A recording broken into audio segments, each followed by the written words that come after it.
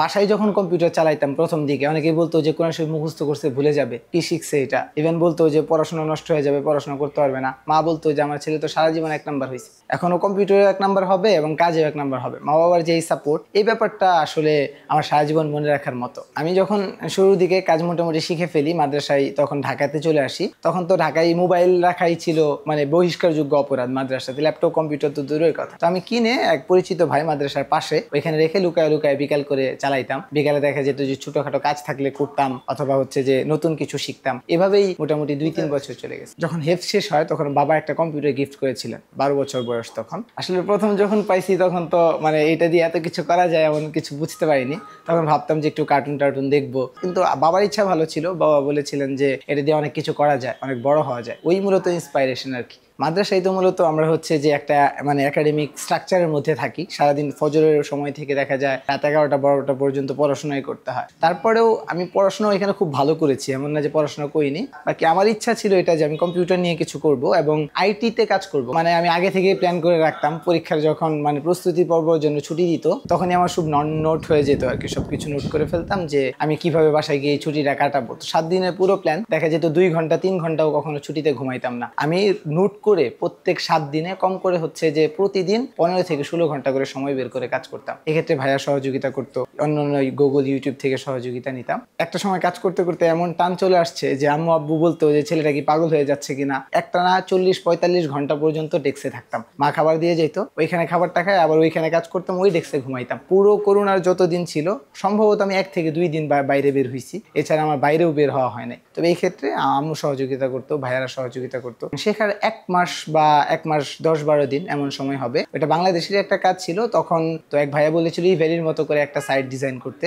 ওই ডিজাইনটা করেছিলাম, ওনারা এত পছন্দ করেছিল যে এলাকাব্যাপী ওটা নিয়ে ক্যাম্পেইন হয়েছিল তখন। কারণ গ্রামে তো এগুলো তখন ছিল না। আমাদের ওই গ্রামটাতে তখন মানুষ কম্পিউটার নিয়ে কেউ ঘাটাঘাটি করে নাই। একটা ছোট্ট শুধু সার্ভিসের দোকান ছিল। তো মাদ্রাসায় পড়ি, আবার কম্পিউটার জানি, এই কারণে দেখা যায় যে এলাকায় ছোট থেকেই মানে একটা মানে পরিচিতি ছিল আমার। ইভেন সবাই অনেক ভালোবাসতো এটার কারণ। মূলত আমি যে গ্রাম থেকে উঠে আসছি, ওইখানে কম্পিউটার দিয়ে যে স্কিল ডেভেলপ করে আয় করা যায়, কম্পিউটার দিয়ে যে জীবনে কিছু করা যায়, এই ব্যাপারটা তারা আসলে তখন জানতোই না বললে চলে। এমনও মানুষ আছে যারা কম্পিউটার কি এটাও জানতো না। এখানে এসে একবারে ছোট্ট একটা রুম নিয়ে আমি প্রতিষ্ঠানটা শুরু করছি। 4000 টাকা ভাড়া ছিল মাত্র, একেবারে মুরগির কূপের মতো ছোট রুম। তো এখানে 2টা কম্পিউটার। তো এখানে একটা ছোট সাইনবোর্ড দিছি যে কম্পিউটার স্কুল, আর হচ্ছে যে আমার নিজের সেটআপটা, এটুকু কিনেই মূলত শুরু করেছিলাম। আর কিছুদিন পরে আবার করোনা চলে আসছে, ভাড়া দিতে পারতেছিলাম না। এরপরে হচ্ছে বাড়িওয়ালা বলতেছে চলে যেতে, তখন 28 তারিখ। 2 দিনের মধ্যে বাসা কই পাবো, টাকা কই পাবো। আমার কম্পিউটারে একটা গ্রাফিক কার্ড ছিল, ওইটা বিক্রি করে হচ্ছে 35,000 টাকা 40,000 টাকার মতো। ওইটা দিয়ে আমি হচ্ছে যে একেবারে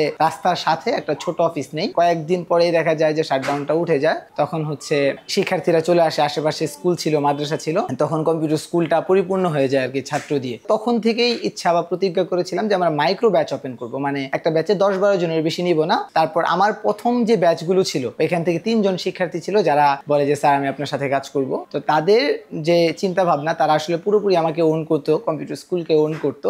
তাদের মতো 3 জন সহপাঠীকে নিয়ে মূলত আমার কম্পিউটার স্কুলের জার্নি। তো কম্পিউটার স্কুলের টার্নিং পয়েন্টটা শুরু হয়, খুব জমজমাট ছিল। আমরা দিনে 4টা ব্যাচ করতাম। হঠাৎ করে হচ্ছে যে আমাদের ফাইন্যান্সে একটা বিশাল ধাক্কা আসে, তখন আমি বেশ ঋণে পড়ে যাই। তো এই ঋণটা কাটিয়ে ওঠার জন্য তখন কম্পিউটার স্কুলটা বেশ কিছু দিনের জন্য স্থগিত করতে হয়। তখন অফ রেখে আমরা কাজ শুরু করি। প্রায় 4 মাসের মাথায় আমরা সব ঋণ পরিশোধ করে দিতে পারি। প্রথম 3 বছর তো আমাদের যতগুলো টিম মেম্বার ছিল বা যারা ছিল কেউই স্যালারি নেই। আমরা শুধুমাত্র থাকা খাবারের যে খরচটা প্রয়োজন হইতো এটা প্রতিষ্ঠান থেকে নিতাম। পরবর্তীতে পরিশোধ করতে চাইলেও আমাদের কোনো টিম মেম্বাররা বা আমাদের কোনো সহযোদ্ধারা আসলে এটা গ্রহণ করতে রাজি হয় নাই। এখন মোটামুটি সবাই হাই পেড, আমরা 10 জনের একটা টিম হয়ে গেছি এখন। এই পর্যন্ত মোটামুটি আমরা অফলাইনে প্রায় 250-এরও বেশি ব্যাচ করে ফেলছি। অনলাইনে মোটামুটি আমরা 15,000-এর মতো শিক্ষার্থীকে পড়াইছি। তো আমাদের এই যে ঋণটা হয়ে গেছিল, এই ঋণটা মূলত আমরা ক্লোজ করে তারপর হচ্ছে যে ওইখান থেকে আবার ব্যাক করে এই প্রতিষ্ঠানটা এই প্লেসের মতো একটা প্লেস নিয়ে কাজ করাটাই মূলত আমাদের সবচেয়ে বড় টার্নিং পয়েন্ট ছিল। মূলত